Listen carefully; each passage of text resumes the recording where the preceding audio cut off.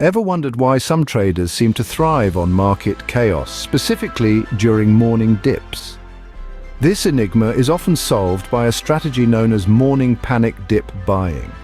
It's a method that's not for the faint-hearted, but one that can yield significant returns for those who master it. At its core, morning panic dip buying is about capitalizing on sharp price drops at the start of the trading day.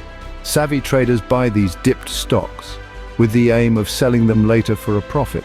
It's like catching a falling knife, but with the right approach, that knife can turn into a golden goose. However, this strategy isn't just about buying low and selling high. It requires a deep understanding of market trends, a keen eye for identifying opportunities, and a strong stomach for risk. So morning panic dip buying might sound simple, but it's a strategy that requires both knowledge and nerve.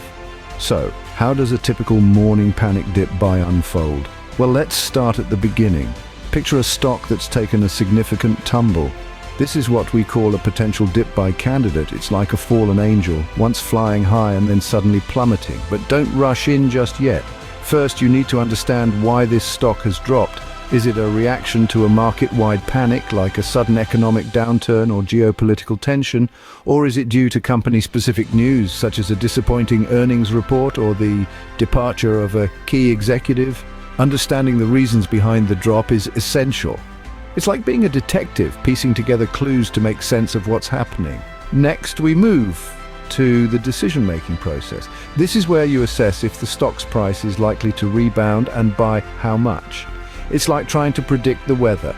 You look at the data, study the patterns, and make your best guess based on what you see and know. You might consider factors such as the stock's historical performance, its sector's overall health, and the market's general mood.